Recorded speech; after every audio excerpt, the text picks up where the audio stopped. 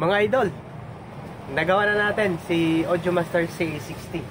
So buti na lang, konti lang po yung mga nasirang mga parts niya. So ipapakita ko yan sa inyo mga idol. Ito po mga idol yung mga pinalitan nating piyesa sa kanyang differential.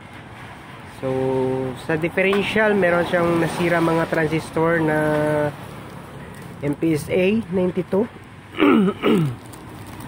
at itong mga capacitor na umusok nung pinower on natin. So umusok siya, tapos merong mga dropping diodes na Zener na pinalitan din natin, yung 43 volts na Zener. So, pinalitan na natin.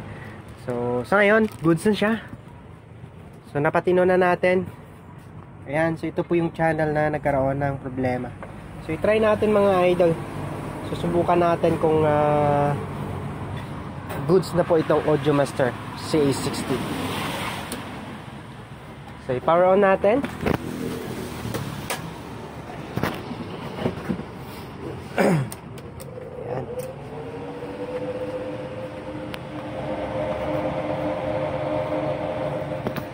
And so try natin mag audio.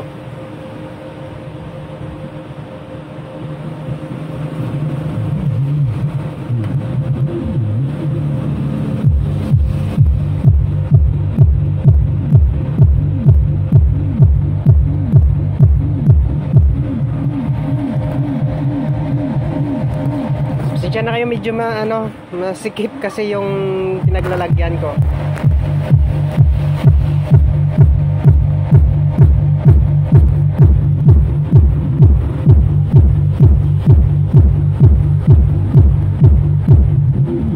Ayos. So swabe ng kanyang performance mga idol.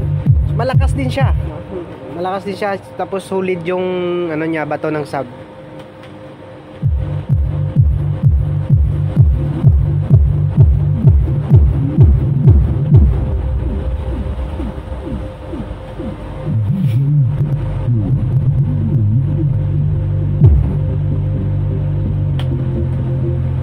Ayan. So compare natin sa mga IC differential, itong mga transistorized differential. So iba yung bato nito sa pagdating sa sub. Mas matigas to compare sa mga IC differential. Tapos buti na lang mga idol, so hindi naapektuhan yung mga output transistor nung nasira yung kanyang differential. So buti na lang. At hindi nasira yung mga output at hindi nagastuhan ng masyado yung may-ari nito. Yan, so goods na. Napatino na natin itong Audiomaster. Hopefully na tatagal siya ulit. So tatagal siya. So di lang natin alam kung pero basta sabi niya nung binili niya, after 2 weeks nasira nasira siya. So ganyan talaga mga idol pag mga murang amplifiers. So syempre yung mga components dyan na ginagamit mura din. So yung quality, hindi natin masasabi na goods or matibay talaga, pangbakbakan talaga. So ganyan talaga yung mga murang amplifiers. So mayroon nga nag-post sa Facebook, nakita ko na isang brand ng amplifier din yon, pero hindi ko alam kung anong klaseng brand yon. Hindi niya rin kasi sinabi kung anong klaseng brand. Basta pinull out yung isang power transistor. So sinibak niya, walang laman. So parang dami siya. So ingat-ingat tayo sa mga murang mabibili natin ng mga power amplifier. So baka mumurahin din tayo sa piyesa pagdating doon. So tulad nito, ayan, so meron talaga mga nakakalusot na mga, sasabihin nating mga peke, mga peking piyesa. Yan. Okay, so goods na po si Audiomaster. So ready for na to, releasing na naman. Yan. So thank you sir sa pagtiwala dito sa Jerobi Electronics Center. Okay. Ayan. So medyo tinipid lang ng konti yung transformer. So maraming output. Yan. So tapos yung blocking diodes. So ito lang po yung differential dito. Maliit yung ginamit. So ayan. So ayan, narinig nyo naman mga idol, napakalakas na. So pwede na itong isabak sa bakbakan para malaman natin yung durability ng amplifier na ito mga idol.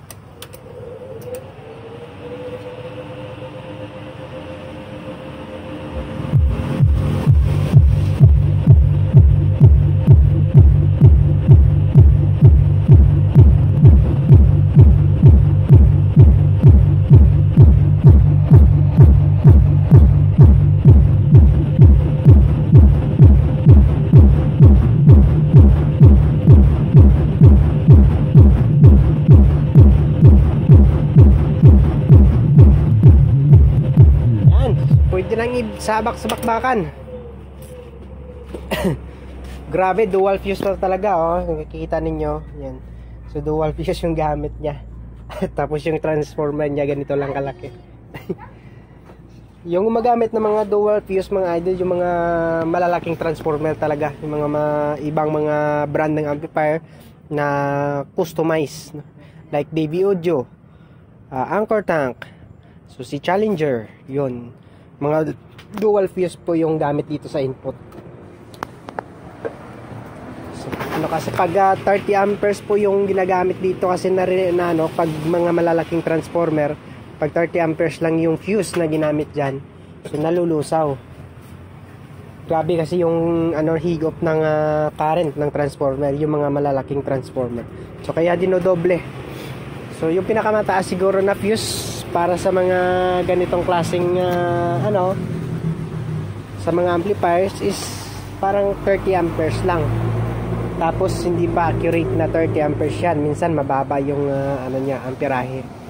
So kaya minsan kapag nasa battle, syempre halos nagsushort yan yung transformer pag bumabayo yung amplifier, so hindi kinakaya ng fuse.